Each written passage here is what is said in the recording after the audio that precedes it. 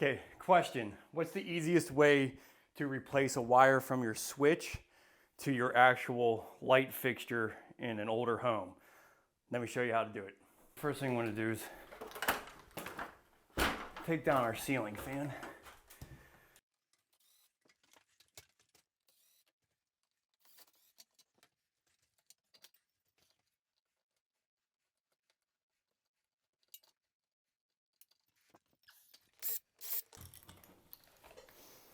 Okay, so this is why we're replacing this. This is old BX cable, nasty stuff.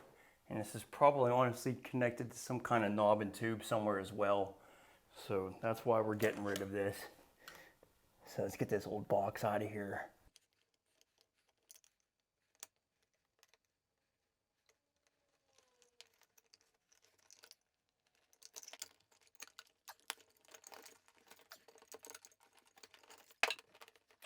Okay, so the truth is, there really isn't any easy way. You just have to either bust up the plaster to get up to it or remove the flooring above. This is one of the main reasons why I always recommend to, before you move into a house, do all these type of renovations. Pay attention to your electrical, especially in these old homes. They're a real mess. And that's one of the reasons I've avoided doing it while renters were living here for the past 20 years. So this carpet's getting replaced. I'm gonna just quickly remove some of the carpet, pull up some of the floorboards, and run that wire.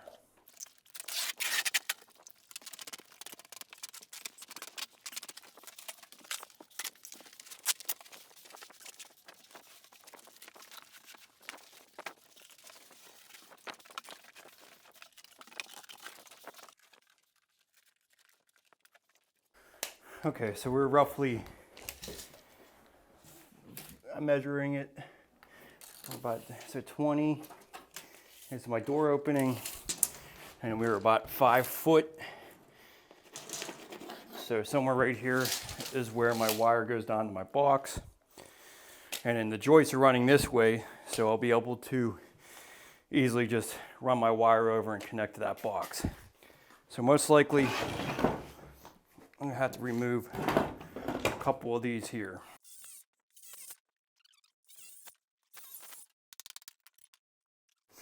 Okay, so you can see this old nasty wiring here.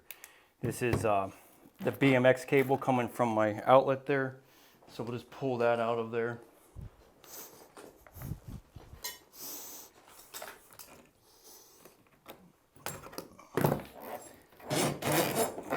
So that's the end to my light fixture. And then you can see here, this is connected to knob and tube wiring. So let me just cut this real quick and I'll show you what that looks like. So what nasty splices they have here. Definitely not nice stuff.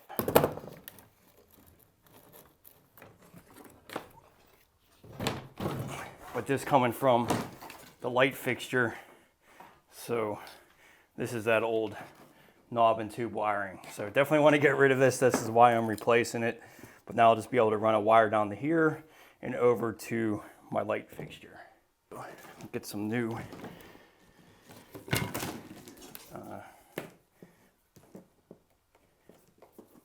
14-2 wire.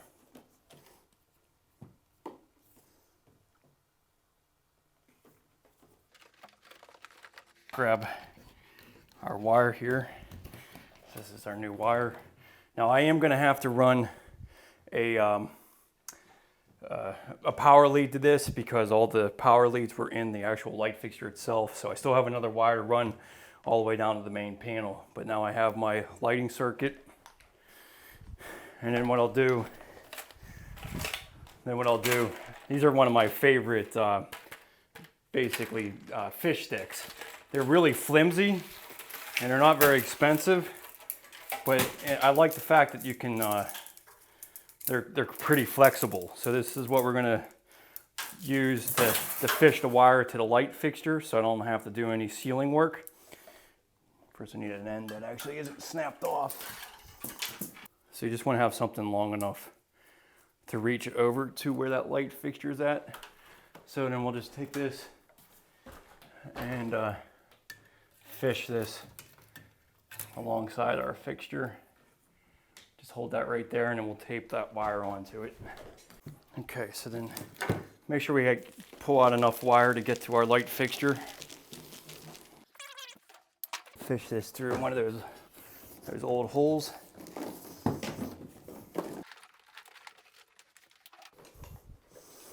And then this is my fish stick line. And we'll just tape this onto the wire.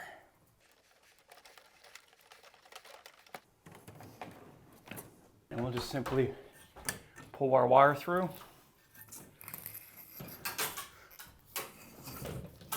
I've definitely got plenty of wire. I'll just cut this off.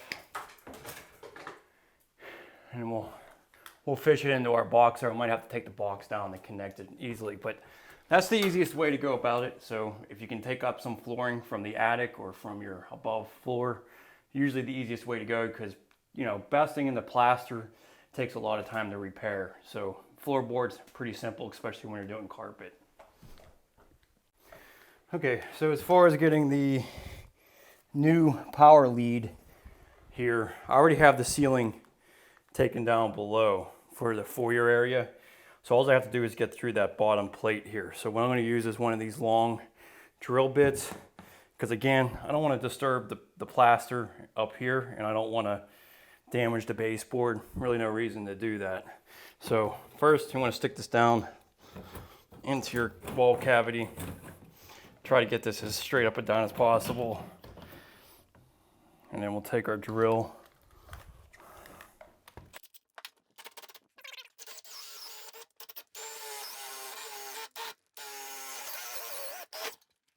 All right, that's kind of irritating, but I gotta repair this anyways. We're gonna be putting a new box in. What I usually advise is using one of these type of boxes with the outside flange. So this needs to be repaired anyways. I can't get down deep enough. This is a little bit of an uncommon height here, 52 inches. It's not terrible, but my bore bit's not long enough. So let's just prepare this, put the new box in.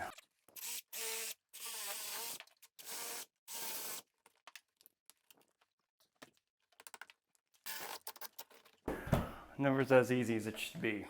Okay, so use our fish stick again. Get down into that hole.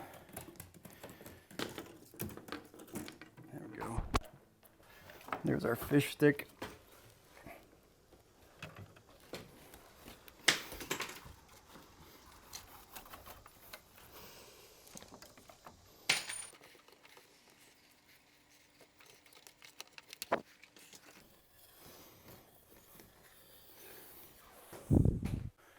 So this is one of the reasons why I like these types of boxes for old remodel situations, especially in old homes. You just have a whole bunch of flexibility with it. So as you can see, I cut out a bigger hole so that I could get my wires and get a hole drilled down through the floor there. Plus the old box was just a mess anyways. So I'm gonna put some blocking in here.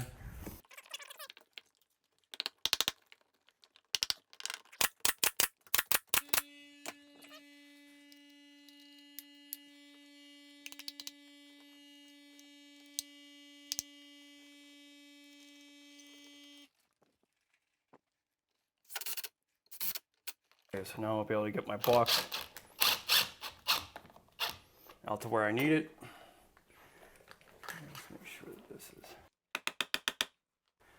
and I could do the repair and everything on the other side. So definitely an awesome box, but yeah, changing out a wire in an old home, nothing really easy about it.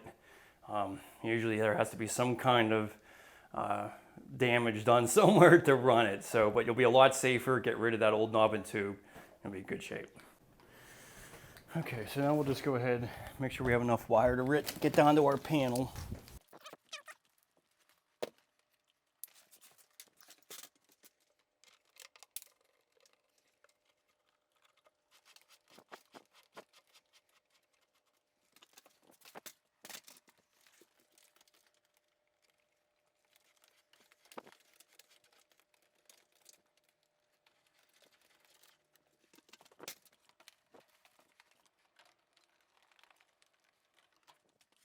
Okay, so we're down in our box here. It's gonna be very simple.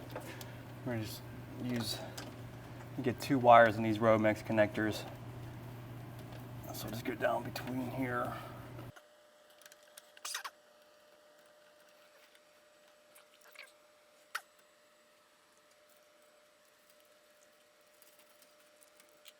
And very simple, just need to find 2 empty spaces on our neutral bus.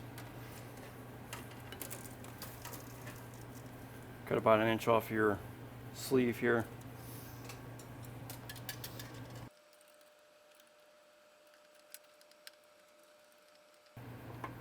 We'll find a separate one for our ground.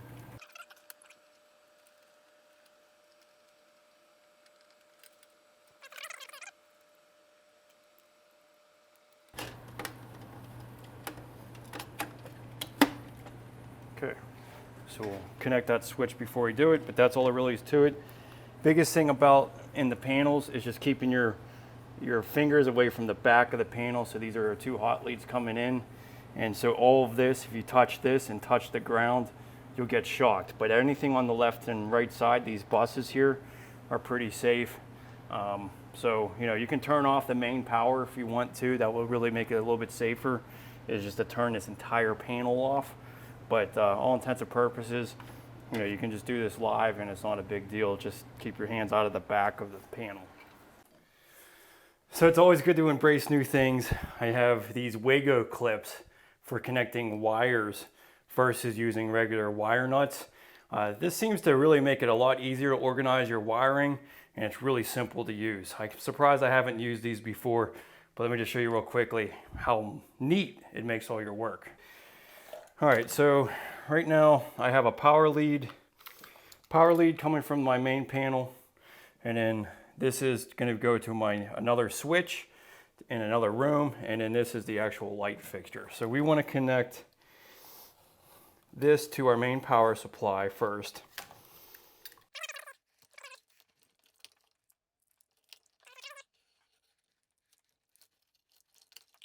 So then just keep these about 6 inches outside the box. Okay, so now these are all going to get connected together. So just cut off about 1 inch, just like a normal wire nut. Take about 1 inch off your sheathing here. And then we got, these are basically enough for 3 wires. So all you do is take this, flip these little levers up. Okay, so that opens them up. So then we're going to have all our whites together here. Okay, so we got that connected. Now these are going to be our power lead, and then our power lead that's connecting to the next fixture. Clamp those down. And you want to make sure that you pay attention to the back, make sure the wires are sticking through the connection points all the way through, and then you're also not seeing any exposed copper on the outside of the Wago clip. And we're going to go ahead and just do the ground as well. Connect the ground. Okay, so now this is our light fixture. So for this, you just want to connect your neutral to the rest of the neutrals. So this will be placed into this clip. So that continues your neutral. Okay, and then black wire to our light fixture is going to go to our switch.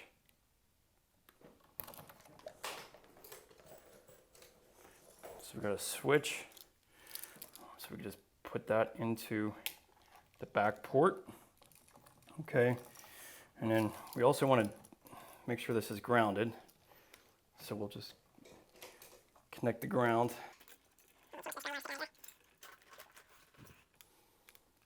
So you tighten that ground wire onto the switch, and then we'll connect that back into the rest of our grounds.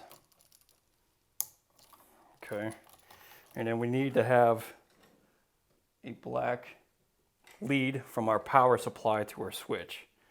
So we'll just take off 1 inch off of this, connect that to our Wago clip,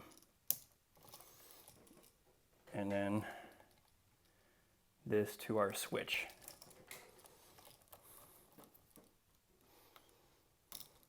Okay, so that puts our switch. So you just come here and take a look here. So as you can see, make sure that these wires are sticking outside of the Wago clip. All nice and easy. And then now we can tuck this into our box nice and neat.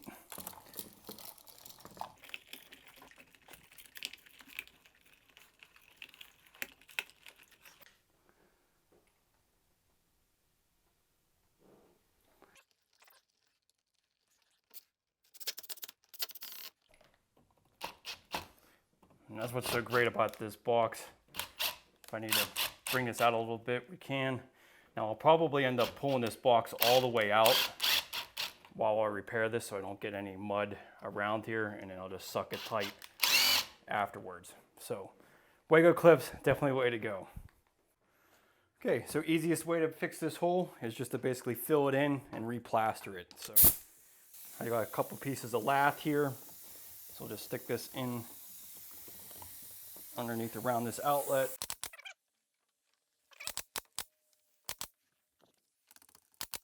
Just take a little bit of spray foam and fill in around the box. Foam's all hardened now. Go ahead and remove some of this.